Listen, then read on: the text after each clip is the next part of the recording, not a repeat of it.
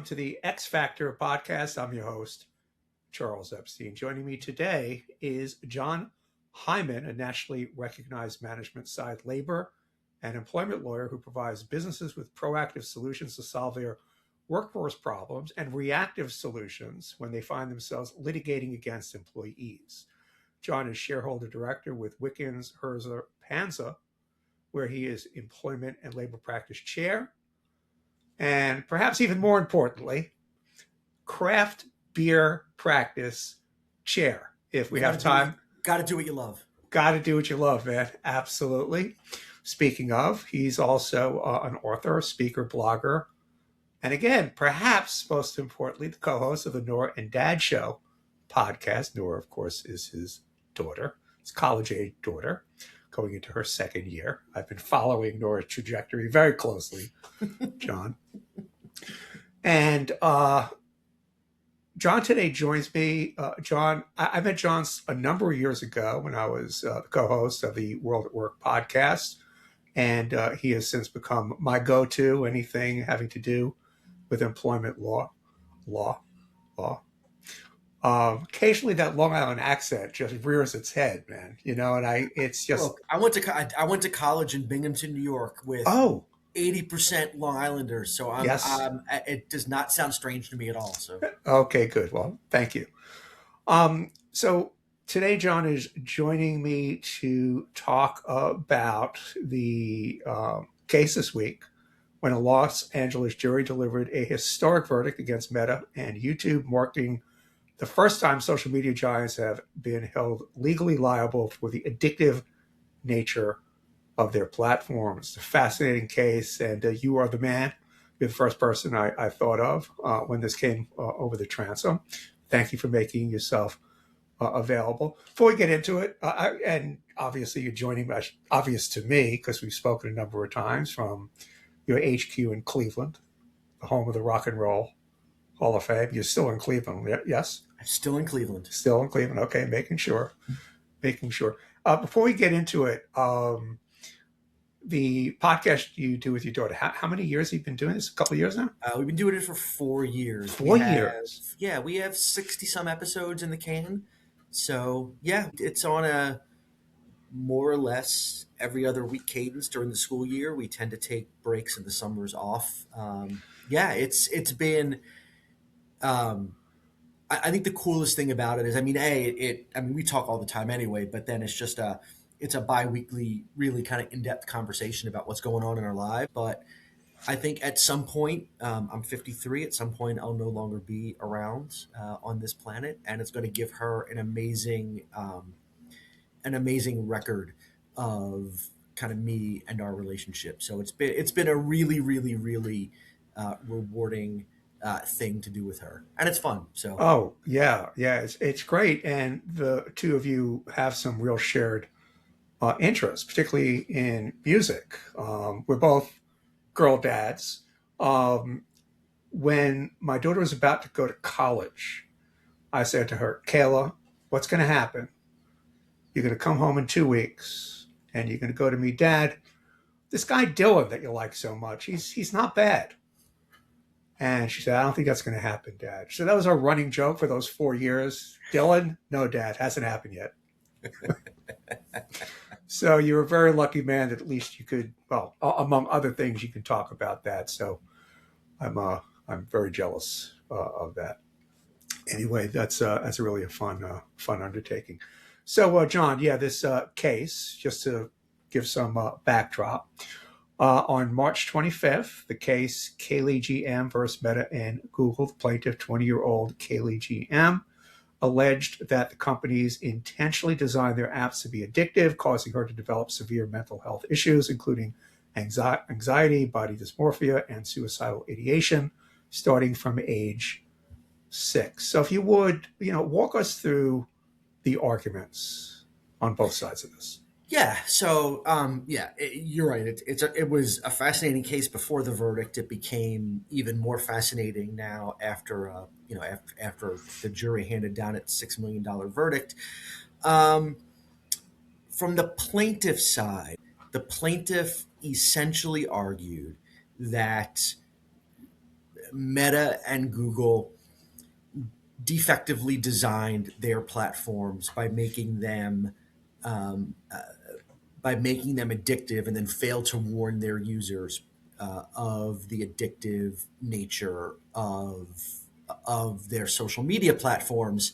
That they, I mean, for that they essentially built compulsive systems that were sticky, systems that kept you on and kept you coming back. Um, uh, and allowed children and teens to access the platforms, knowing that those systems could then cause psychological harm, and then fail to put safeguards in place or warnings in place, either to keep children and teens off the platform or warn them about the addictive nature of the platform. And that this caused, to this particular plaintiff, caused significant emotional distress, psychological harm, etc.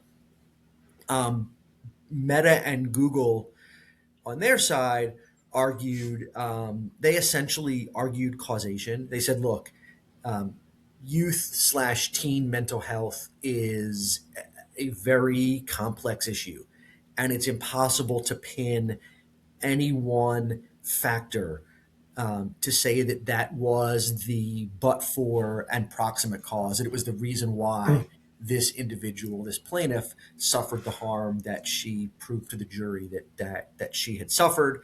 Um, they also pointed to some pre-existing conditions she had, and said, this is your fault, or someone else's fault, or your fault, but not our fault.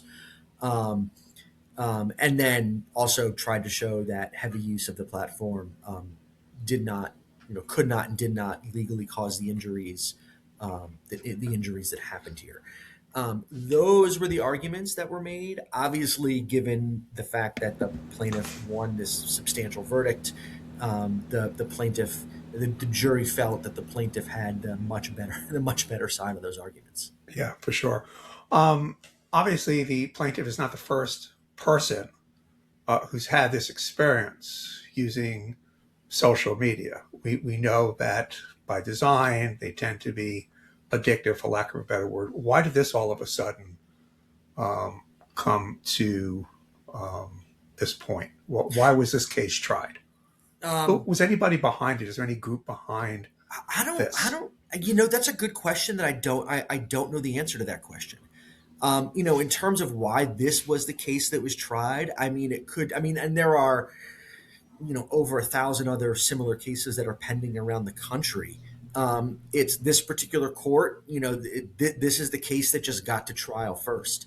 And as a result, it's the one that made the Oh, headlines. We can talk about kind of what its impact is. I think the media, as mass media often does, in this day of, they have their own interest in getting people to stay on their platforms, and so, they have blown this up to be like the end of social media, and the most, and it is a significant case, but we can get in and talk about kind of why it might not be as significant as the pundits and talking heads on TV might want you to think it oh, is. I'd love to hear what you think about that. But yeah, that's not the most interesting thing. It's just sort of an interesting element. How all of a sudden, or why all of a sudden, did this become a case? Why was this tried when we know that this is not an isolated instance? Um, And the look, most cases don't get tried. I'm a litigator. 99% plus of cases never go to trial. Now, um, if you're Facebook or you're Google and you write a check and settle this case, and then that makes headlines, and then, case to settle and dismissed for an undisclosed amount, then that might encourage other people, and they must have felt they had a decent enough chance to win the case, or they wouldn't have tried it. But the yeah, fact that this plaintiff tried it and won this case certainly is not going to dissuade other people no, trying to do the same. So, no, for sure. So now that this jury has ruled that these platforms are defective by design to cause addiction, could an employer be held liable if they require employees to use these platforms? Is that a potential problem? in theory, yes. And so, for example, the DSM-5, that's the diagnostic manual that psychologists use, the latest diagnostic manual of kind of mental health disorders. At least in a draft version of it, had internet addiction as a mental health disorder or mental health disability. And so there are lots of theories out there on the internet as addiction, and the ADA, the Americans with Disabilities Act, covers addiction as a protected disability. Drug abuse is a protected disability. Alcohol abuse is a protected disability. Um, some cases have held that things like sex addiction are a protected disability. And so these things are recognized as protected disabilities. And if internet use disorder, internet addiction is a recognized psychological disorder, then that becomes a protected disability as well. So in theory, I think the answer to your question is yes. I think in practice, I don't think it's nearly as cut and dry. I don't think that this case, for example, means that even employers of individuals that use social media as part of their jobs, I don't think it means that employers suddenly become like strict guarantors against the psychological effects of workplace technology or technology used in the workplace. Um, I mean, this particular case was about a product design aimed at minors, not employer supervision of adults. So the kind of the precedential effect, to the extent this case has any precedential effect, the precedential effect of this decision wouldn't wouldn't reach employers. So I wouldn't describe it like as a ready-made judge. Here's this case, and you need to hold my employer liable because I'm the social media manager. And now I spend 22 hours a day Right. on the internet. It's not that. It's not that. But it does.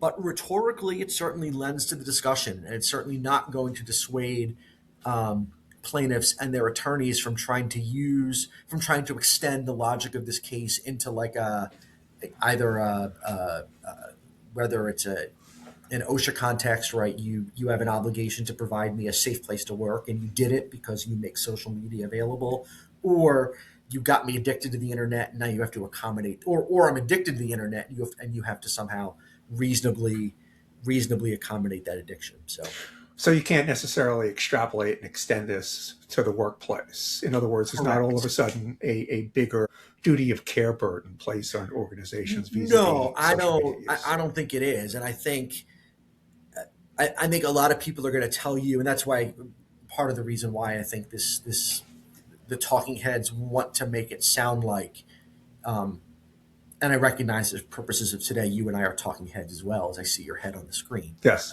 But the CNN, right, the CNN talking sure. heads, right, they want to they want to say that this is they want to make this as significant as possible.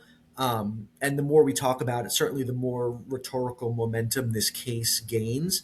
But I don't think that one jury verdict out of one court in California is going to set a new standard of care. In California as a state, or on the national level. All I think it does is kind of help set the stage for a narrative that digital systems like Facebook, like Instagram, like YouTube can be engineered and designed in ways that can foreseeably contribute to mental harm. And that to me doesn't that to me is not. I mean, we've been talking about this for a few years now, Right. and so that to me is not an outlandish or a new thing to say. But I think in terms of whether there is a new standard of care, right, around internet safety, I think it's a couple of steps, or more than a couple of steps, too far to say that this case creates that standard of care. Now, if we have many verdicts over a span of several years, across the country, um, for plaintiffs in cases like this, we can record a new episode and we can talk about why there is now a standard of care um, Yeah. imposed upon social media providers. But we're not there yet. We have a ways to go. Yeah, for sure. It's kind of interesting though. I kind of want to move the conversation to AI because I think there's sort of a continuum. You have digital addiction, which is for the most part apps and social media. AI, I think, is an order of magnitude different, arguably more insidious, because you're now dealing with something, particularly when you're using Gen AI, one of those chatbots. There's this sense of some sentience on the other side. You're engaging with more than just a machine. There is that illusion, and has been shown, creates dependencies and a form of addiction that can be more pernicious and has led to some very, very dire results. Any Yeah, I mean, concerns no, about I that? yeah, I mean, so for example, you have the case of the it's pending where the parents are suing over a chatbot allegedly causing their child to commit suicide, right? Right. Um, so I think to your point, you can make the argument. You are making the argument. I think it's a correct argument that this case, the Meta Google case, the verdict from yesterday. Um, isn't just a case about social media platforms. I think it's a case about what happens when a company designs, as the jury found in this case with intent, a digital product that has the potential to change human behavior. Yes. That's and Gen AI certainly can do that. Um, People are turning to people are turning to chat gpt to get answer questions about all kinds of things, and at least with chat gpt, one of its greatest shortcomings is it has kind of an unending need to try and please you. Yes. To make you feel Yes. good about yourself, which could lead to some really bad results if you don't feel good about yourself. And that's and the chatbot feeds into that by reinforcing your bad feelings that already exist because it wants to praise and reinforce. So it's it thinks it's doing right, but it's having kind of the negative consequence of what it actually intends because it's trying to because it's being overly pleasing. So yeah, so I think you're right. I think this case does have some potential significant implications, not just for the social media platforms, but maybe even more so for the Gen AI platforms. Yeah. Yeah. And particularly so because Facebook and YouTube are not really core business tools, whereas everybody is using Gen AI. And if they're not using it consciously, it's embedded in some of the applications they're using. So it's kind of ubiquitous. So that's sort of that double whammy. So not only does it have some of those uh, um, behaviors built into it, or at least those, I hesitate to use the word coercive behaviors, um, but it's in a context where people are relying on it more than they are, obviously Facebook and YouTube. It just seems to me to be a problem that's brewing, and this seems to set that argument or that kind of litigation up. Yeah, I think you're right. I mean, I think the systems. I mean, I can see arguments where people say either this system is designed to create this reinforcement loop where you're hooking me in and then reinforcing the information I'm feeding you. It's the systems are designed for over reliance, over dependence, even emotional attachment, as these chatbots, particularly the ones that we can talk to and with, evolve. Um, yeah, so I absolutely can see that argument, and I'm sure um, lawyers are already spinning, if not drafting complaints, spinning their mental wheels, figuring out, waiting for the right client to come through the door to file that claim. Yeah, yeah. No, it's I think there's going to be some very interesting legal cases ahead. Is there anything else you're seeing vis-a-vis AI on the horizon, or things that are coming in over the transom having to do with the workplace and AI, and not necessarily AI and causing these behaviors and creating these addictive qualities and so forth? Are there any other things that you're concerned about or you see looming that you're starting to deal with? I get very concerned about the skills gap that AI is creating. So, I think Gen AI is going to replace human beings for what we do on a day to day basis. I think that is overblown. I don't think it will. I'm not sure it will ever. Um, but it certainly is replacing some of the tasks that lower level workers do on a day to day basis. So, for example, if I look at my own profession, right? So I graduated law school in 1997. My first job out of law school was a big law firm, and I spent the better part of 3 years, in a library or on an online library, researching and writing, right, learning and learning about the practice of law that way. That aspect is slowly being outsourced to these Gen AI agents, and the and as a result, the first, second, third year attorneys, the younger associates, are not getting the same type of training that I received, and so now 30 years into my career, where I can answer my phone and a client can ask me a question about a FMLA issue or a sexual harassment issue, or kind of pick your employment law statute out of a hat. I mean, I can pretty much answer them more or less off the cuff because I have 30 years of experience working through these issues, but that was experience that started in a library in 1997 and building that base of knowledge, and that knowledge building and skills building um, is what's being replaced by AI, at least in white collar jobs. And I worry about what's going to happen when that attorney gets to year 10 of their career, but they miss a lot of the Right. hard work they needed to develop the skills to be the attorney they're supposed to be when they're at year 10 of their career. So Right. that's what has me worried.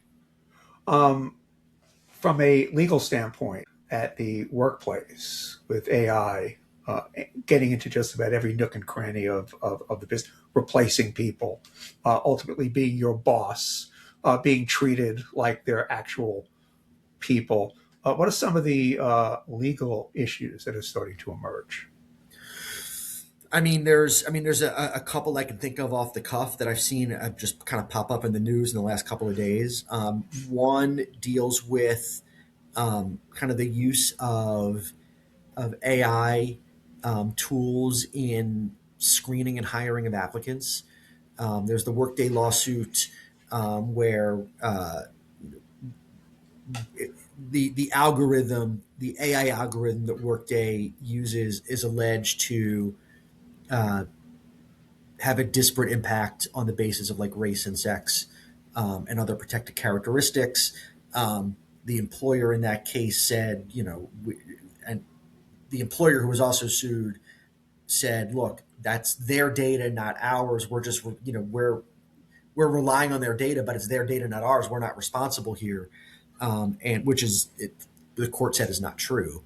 And so, if you are an employer, if you're a business that's using AI in any way, shape, or form to help you make decisions, like, you're responsible for what those decisions are ultimately, and you're not going to be let off the hook just because you outsource that decision making to some AI platform. So Right. you've got to know kind of how the data is being used and how it's Sure. being processed and what the algorithm's doing for you. Um, the other interesting piece I just saw recently was in regards to trade secrets. Um, and AI, unless you have it turned off, AI is everything you input into an AI model. The AI model then is going to use to train on your information and make its model better moving forward. And so, if there's information that you're putting into an AI system, in a prompt, um, the issue then becomes, and if you want to then later on assert that that information is somehow a trade secret or confidential, have you waived confidentiality or the secrecy of the information because you entered it into an AI system that is now training on that information? And so, I know when I'm litigating moving forward non-compete trade secret cases, I'll be asking in discovery, for example, for AI prompt information to know if there's an argument that someone somehow waived the trade secret by um, putting it into an AI system. So those Yeah. are kind of two issues that have cropped up recently that have me thinking about kind of how AI implicates the workplace. And I will tell you, just from a practical standpoint, um, I see it every day where a client will send me an email that they get from an employee about some workplace issue, and we used to worry about, does the employee have a lawyer in their back pocket that ghost wrote this letter or this email? It's all AI now. Right. They're going to chat GPT. Right. They're saying, this is what's going on at work, and write an email that I can send to my, send to my employer. It seems to be a corollary issue that emerges from this is sort of the problem with agentic AI. You create these agents that, for all intents and purposes, are acting on your behalf. Things can go awry. John too, Charles too, can all of a sudden do things that I didn't intend or want, and the same for you, making decisions, and who ultimately is liable, who's culpable for something that goes awry. Yeah, I would tell you, John 1 and Charles 1 are going to be liable Right. 10 times out of 10, right? It blows my mind. And we see it every day. Um, Law firm sanctioned for filing a brief with hallucinated cases, which is, and people want to crap all over AI and say, well, this is an AI problem. It's a people problem. Like, I would never, even if I'm like researching a case on, Lexis or Westlaw, some other, well-established legal research platform, I would never submit that case to a court without verifying that case was still good law by checking to make sure it was still valid. And why anybody would pull a case off of ChatGPT or Claude or Gemini or whatever Right. without verifying that it's legitimate and then giving it to a court, it just blows my mind. They're people issues, and I think the most of the errors that we see, that we read about, that we hear about in the world of AI, they are human errors that are being facilitated by the artificial intelligence that's being used in that particular situation. So, given that there may be a new category of problems that emerge from AI, are there going to be more or fewer lawyers in our future, John?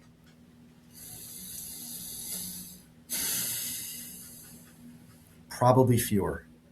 Ah, Probably fewer, but it may be a function of AI making lawyers less necessary, or it may be a function of kind of a self-fulfilling prophecy of, I don't want to go to law school because the perception is the job market is narrower for me coming out of law school because AI is doing a lot of things that lawyers used to be able to do.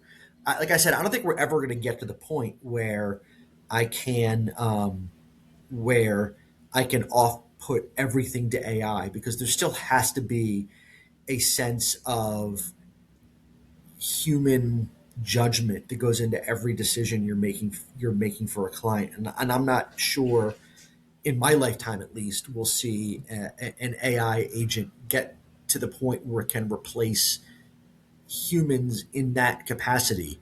Um, but it's getting better. Claude just released their legal plugin that I've been kind of playing around with the last week or so, and it does a lot of things that lawyers do. You give it an agreement, and it will pull the agreement apart and tell you all the things it need to improve, and give you a red line version of the agreement back. But it still needs a human set of eyes. Um, for all the reasons we've already talked about, to make sure that the information that you're being given is correct and valid and legitimate and appropriate for that particular situation or for that particular client. And it's going to be a long time, I think, before AI can yeah, replace that piece of it. But yeah. yeah, but I mean, probably less, I would think. I think even when the technology is there, it's still going to be an issue of adoption and behavior or familiarity. For instance, I moved a couple of websites that I have run to an entirely AI driven platform. I can't find, for the life of me, I can't get a person. And it's actually very good. The technology is very good. It gives me answers in real time, sometimes not. But for the most part, it's good. But it's very weird. It's very off putting. There are Yeah, times I want that reassurance. I mean, yeah. have you ever done Waymo? Have you ever done, I have not driven in a Waymo. My brother has a Tesla, and he has the self driving feature on his Tesla. And we went to breakfast I was in he lives in Philly, and I was in Philly a couple months ago, and we went to breakfast, and he summoned his car from the parking lot while we were waiting outside the restaurant. It was raining, and he's like, "I don't want to walk in the rain. I'll just have the car come and get us." So he went into the app and he hit a couple of switches or buttons on the app, and the car starts, and then we see it back up and drive around and Right. pull right up in front of the restaurant and get us. It was really cool. He said that the self driving works about 99% of the time, and I'm like, yeah, but it's that 1% that's going to drive you off a bridge. Yes. So Yeah, exactly. But that's a lot different. Having your car, it's almost like an automatic valet or a virtual valet, yeah, but it's different. It's a very different thing from getting in the car and driving home, or yeah, having to with drive with home. with no person. At least when he's using Yeah, the self driving, like it does require you to you have to look up every minute, I think, in order to keep it active. And there is a certain human, and you can always take over for the car because you're there sitting behind the wheel. yeah, In a Waymo, there's no one there, right? right, right. I think at some point, the technology and behaviors will catch up, and people will feel more and more comfortable, uh, you know, with this stuff. Um, but yeah, we're sort of like right now at a hybrid state. Sort of like a Schrodinger's cat state. Where AI but not AI. Yeah, It, but it, think how quickly we went from the no AI to this kind of hybrid state because that was in the span of what, a couple of years. We've moved to this, right, and now how long is it going to take to move to where it's like 100% adoption? yeah, It's. I mean, I still think AI largely is probably still even in its alpha release. I'm not even sure we've gotten to the beta version of these AI platforms yet. So yeah. I think it's going to come down to. I mean, we're going to be able to automate almost everything, but it's almost going to come down to a moral choice. Do you want to do business with a company that has all robots, or a company that actually employs human beings? It's it, almost like an Intel yeah, inside, it's people interesting. inside kind of a thing. That's going to be an important, metric. Yeah, What's the head count? I want to do business with a company that has a head count. I was at the Ohio Craft Brewers Conference for the last 3 days in Dayton, Ohio, That must have been where I fun. had the good fortune of speaking twice on some HR and employment law related issues for breweries. But the keynote speaker yesterday was a beer journalist, and during talking to breweries about kind of how to get earned media for your how to get yourself in the press, how to get earned media for your brewery. But one of the points he made in his remarks was that if you are doing outreach to reporters, whether it's press releases or responding to an inquiry that were reporters looking for someone to talk to about something or whatever, he's like, don't use AI. He said, we as journalists are very sensitive to the fact that AI is replacing a lot of us and a lot of what we do, and um, we will not use you as a source for our stories if you're using AI to to pitch yourself to us. We're not going to use you if you're using the tech. If you're actively using the technology that is replacing us. We'll just find someone else for the story. Now, how they know, I guess you can tell sometimes, but it's getting better. So how they know that it's AI, I mean, who knows? But he was very adamant that if I believe that you've used AI to pitch something to me, I will never ever ever use you as a source for anything I'm doing. All right. Well, people are taking a stand, Yeah, but right. no, it is getting better. But there are still tells. I was actually kind of surprised. I saw somebody just earlier today who's an AI influencer, so called, and he just started a Substack. And I'm like, this is all AI. Don't you know enough to know that this all it's just rife with some of those tells.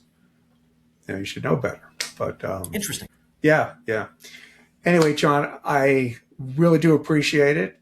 As always, you come on and you are, what's the term? Sunlight. It's the best disinfectant. Oh, that's too kind.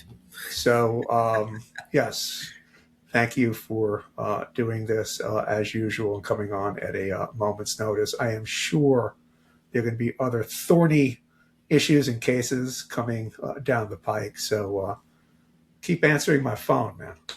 I will do that. Keep reaching out. I love talking to you, so I'm happy to come on and chat anytime. So Yes, and say hello to your daughter. I we'll gotta do. say again, I'm incredibly jealous of her. I have a great relationship with my daughter, but not the relationship that you have. And I would give up something. I'm not sure what. I would give up something just so we could listen to the same music. That's very cool. I appreciate that. John, thank you. Cheers. Take care.